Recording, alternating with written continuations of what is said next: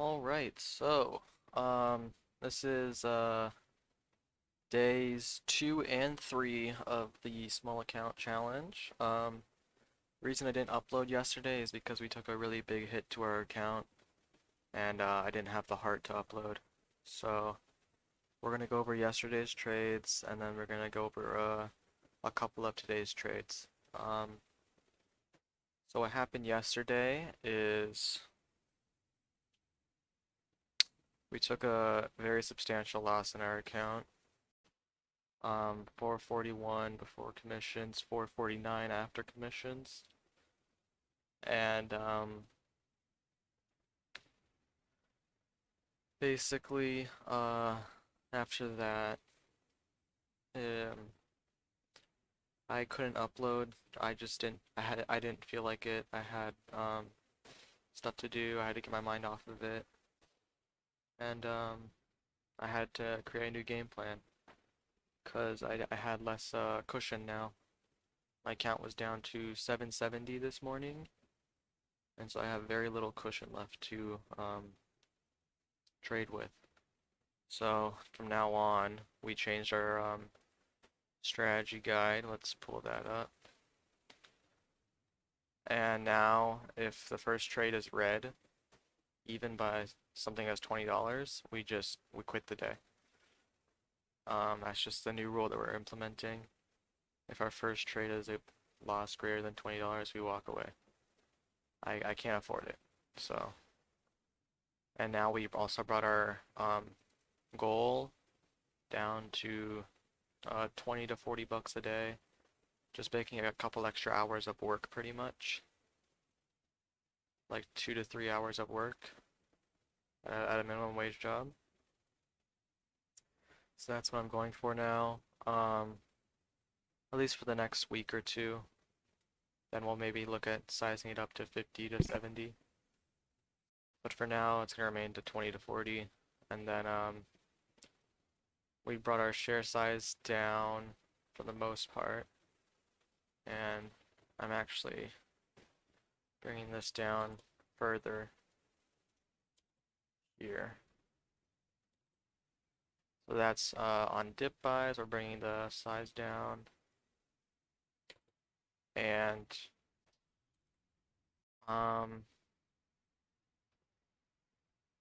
yeah, we're bringing the size down for pretty much everything. This is going to be this is 50 shares. My bad. And this is 100 shares.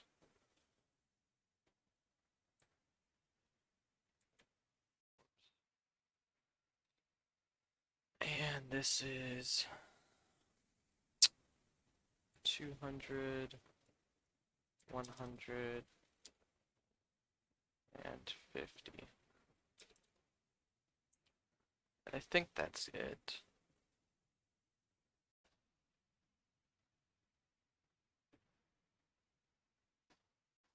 Oh wait, no, this is 100 as well. And this is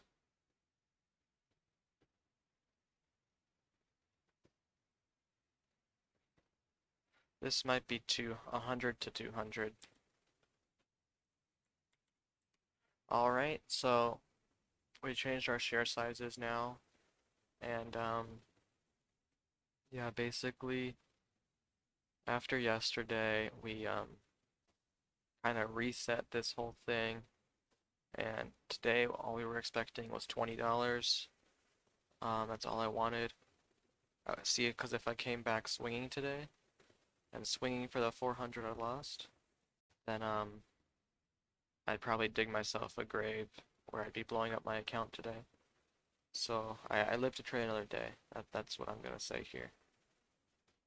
So now today, so that was yesterday right here. 2 trades on SINO pre-market. Oh, that's another thing I have to add. Let me pull that up again. Basically, no more pre-market trades ever, or until I can at least be back in the until my account's at least back over 1,000. So no more pre-market trades. That's where I lost all this on. When did it up happening? I'll play the video. But basically, I got in for the break of I got in for the break of 14. That was the first candle to make a new high. After this huge move from 8 to 16. So the stock doubled in 1 minute and it pulled back for 3 minutes, consolidating right above VWAP. And so I thought first candle to make a new high. We could see this go from 14 to 15, and that would be my only trade for the day, just scalping $100. But because of the fact that it had gone $8 a share in 1 minute, and it's still kind of cooling off from that move, it was whipping around 50 cents at a time in the spreads. Right now it's only a cent, but they would get really, really big, really, really fast. So it drops to 13. I'm still holding here because it's still in between this 1 minute candle. So, but then I realized that I took way too much size. Even if I was gonna sell at the bottom of this candle, that's still a $160 loss. And so, honestly, I took way too much size, and this was really early into pre-market for me. Um, I'm just really disappointed in this trade. I tried getting a dip buy at 11 something, but then it goes all the way down to 10 something. And so once it gets back over to 11, we sell. And we just take the loss.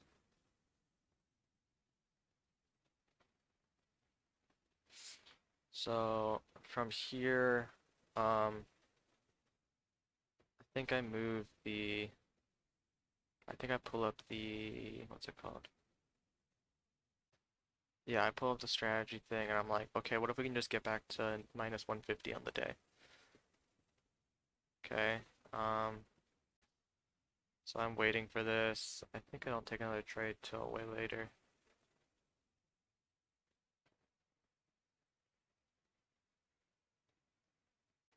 But yeah, it starts to go back above VWAP, and we get in here for the break of 12, I'm pretty sure. This happened yesterday, so I'm not too sure. Um,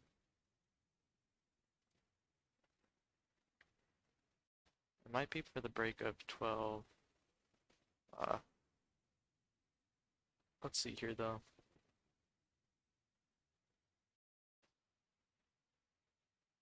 My timestamp said to go to here, but I don't see anything happening.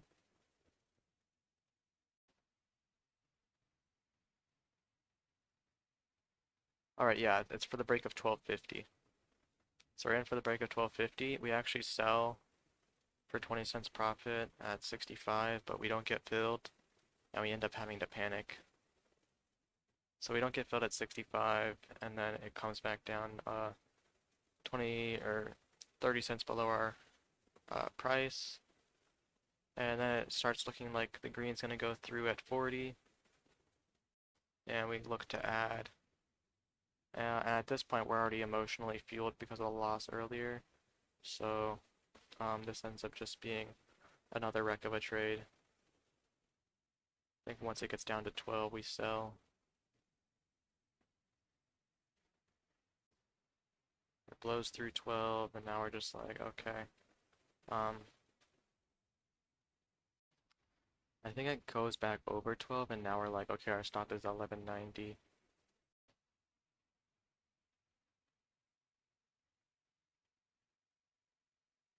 Oh yeah, no. Okay, yeah, I remember.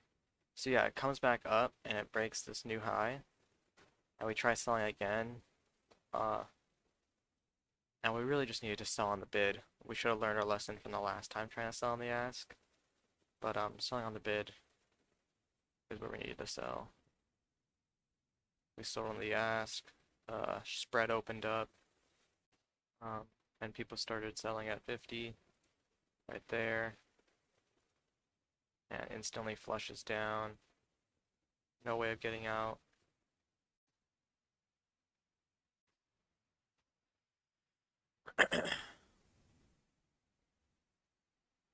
But yeah, this ends up being a loser where we stop out at 1190, I think.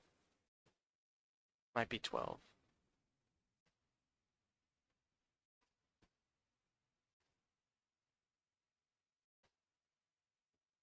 Let's see.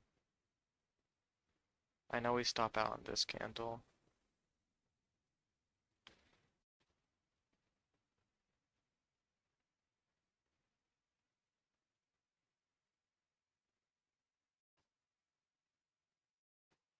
Oh yeah, we try selling again at 51.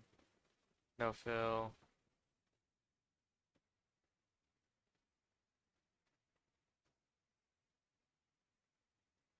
Oh, we sell at 12.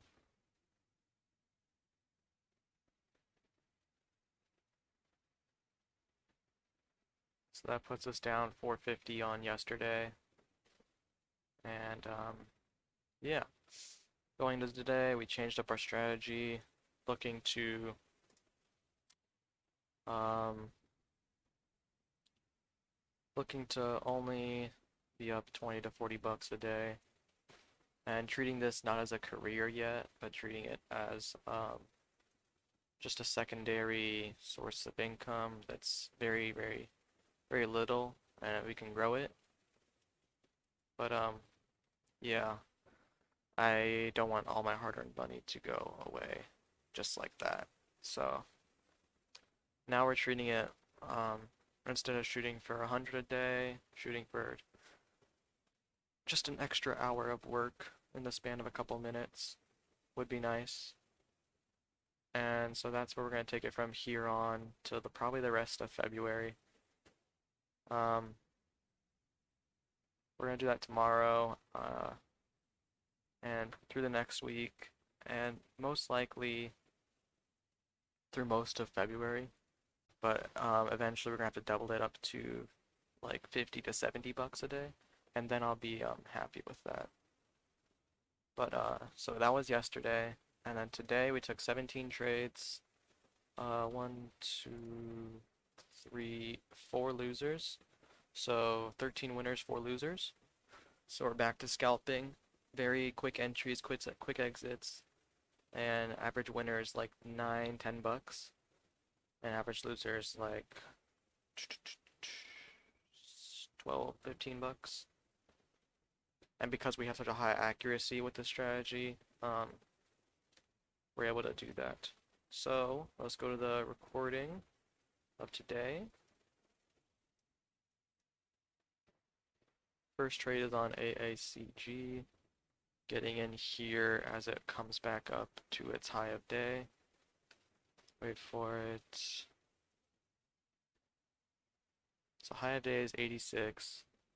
We punch it at 70, looking for 86. Clearly saw a burst of green there, and this trade actually ends up being red, but because of what happened yesterday, I cut it way faster than normal. So I cut it at 56, I believe, but there was a huge bidder there, so I got scared of it breaking. I saw it start breaking down from 900 to 600, and I sold. But instantly it was back up to my not my entry, but it was back up and it bounced. But I think eventually it does flush down. But because of what happened yesterday, I was very quick to take losers, and I didn't want to be over that $20 threshold on my first trade. Because I set that $20 max loss on the first trade, and then I'm done. So I lost 17 on my first trade. And let's go to, and then I make $1 on a tiny scalp where I wanted to get at 60, and then I got out at 65. Nothing much to see there.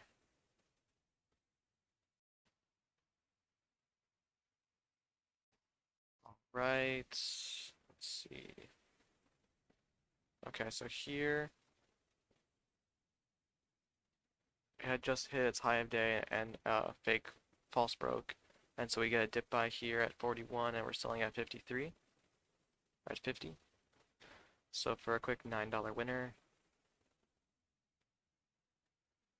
And then, so yeah, with this scalping strategy, my best trades are when I'm taking little 10-cent winners off of dip buys. That was 2 right there, and that put me only down 7 on the day from like 29.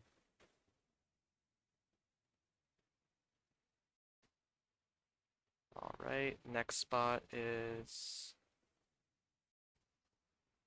here.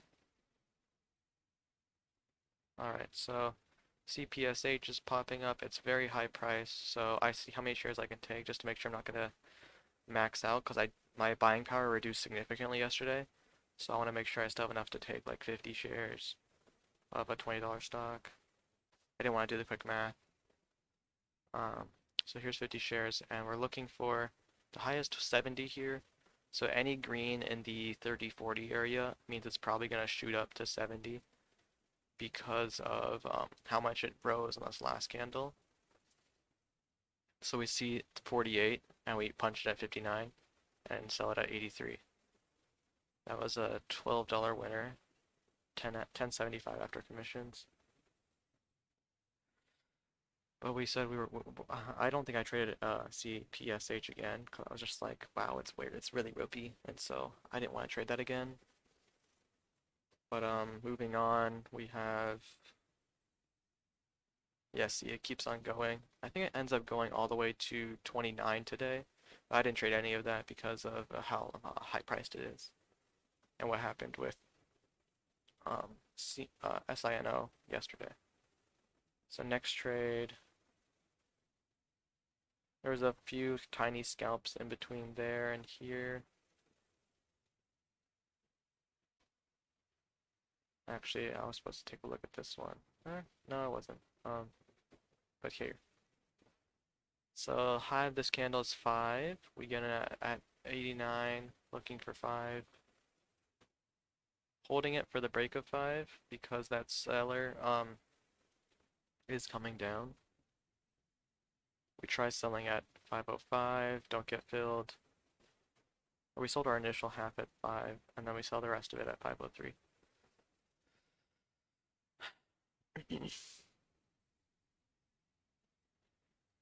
So we're up like 12 bucks after that trade. Whoops, okay. So the next trade is a tiny scalp at the high of day. So 508 is the high of day. We see 5 starting to break down, we hit it, and then sell it 15. So for a little $7 scalp, now we're up 18 on the day.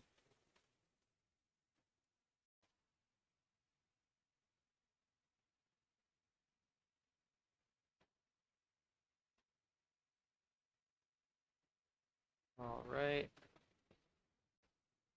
So now we have Lizzie popping up to high of day. Then we get in here, let's back it up a little bit.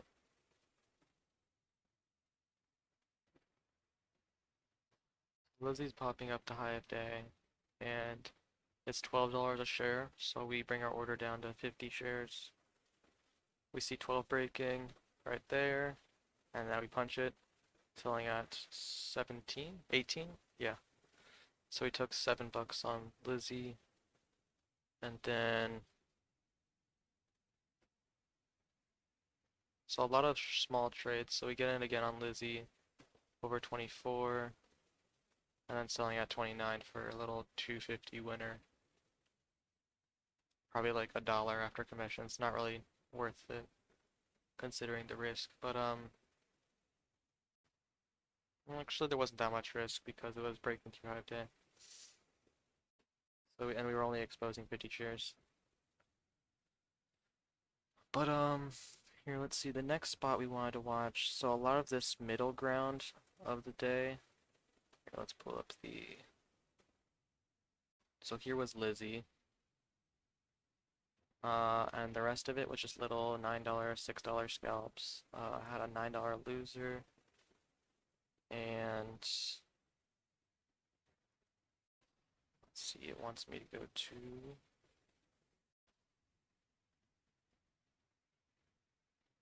22.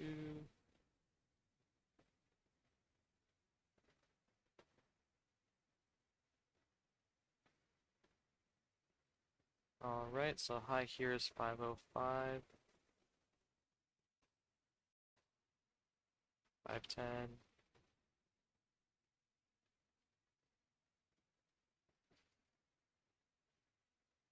Looking to get in over 510 because the high of day is 520.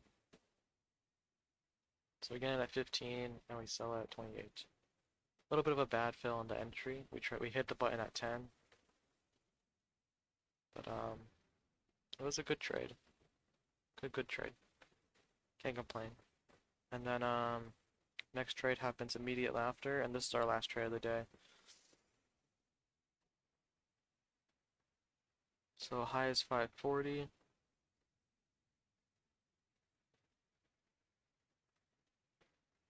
If we punch it right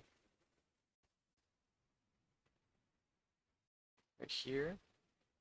Oh, wait.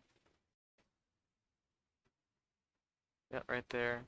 And then looking for 40, selling at 47, no fill, and then selling it at 41.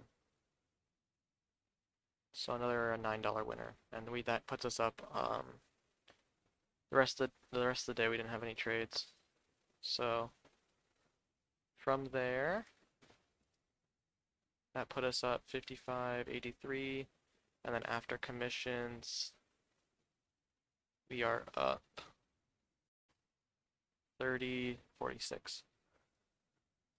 Okay, so after commissions, we're up 30.46 today. Tomorrow we're gonna be looking to take another little small day, and we're gonna end the week hopefully. We're not gonna end the week green because of that big day, but hopefully we'll end with a green day. So that was all for the day 2, day 3 recap. And then I also had a comment asking about how to get this fees column in Sterling. And so what you're gonna do is you're gonna hit View in your position window, your position summary window. If you don't know how to get the position summary window, you're gonna go up to Windows and then Position Summary. So View, Fees, and from here, let's see, I'll pull this up here. Okay, so right here, we'll put it over the level 2 so we don't get distracted. So right here, I used to use NASDAQ, but they had it was more per share, and I didn't notice any execution delay between NASDAQ and smart routing. Um, uh, with my share size. So I just use smart routing now because it's cheaper, and the promo code that I use only works with smart routing. So right now what would happen is this would be blank, this would all be blank, this would be blank, and these would be not here. So what you do is you go add destination, and then you would type like ARCA, for example. You would be like, okay, they charge 0.0039 per share whenever you remove liquidity, and they give you a rebate of 0.20 per share whenever you add liquidity. And so that's what you would do there, and you would hit OK, and there's ARCA, and then you would do, so this is the ECN fee right here. These are the ECN fees, and this would be your rate of commissions with CMEG. So your rate of commissions with CMEG would be, for me, it's 4/10 of a penny per share, and then the minimum per order is 50 cents. But some people have a per order rate where they have like $2.95 per ticket. That's not for me. I have 0.4 per share. So you edit this window. I'm gonna delete ARCA because I don't use it. And then for smart routing, if you put add liquidity or remove liquidity, it won't give you an accurate reading because there is no rebate with smart routing. So what you do is you just put it inside this non-billable category, and that should give you a more accurate reading. I'm not sure why it's like that, but if you are going to use smart routing, do make sure you put it inside the non-billable charge, and then keep all the other ones 0, and that should work out for you for the fees. So I just hit OK, and that saves my fees. And then to add the fees column here, you go to View Settings, and then you select the fees category, and the net profit loss is just your realized minus your fees. So what I'll do is I see this net profit, that's my profit on the day after commissions, and usually it'll be like 50 cents to a couple dollars less because of miscellaneous fees that you can't actually add to the broker settings. So miscellaneous fees usually come out to like anywhere from 50 cents to a couple bucks per day. Um, and so I always like, today I'm gonna say I'm up 30 bucks because I probably lose like 50 cents in other fees. So that's how you add the fees column to your position summary. And other than that, I'll be back tomorrow with day 4 of this small account challenge. All right. Take care.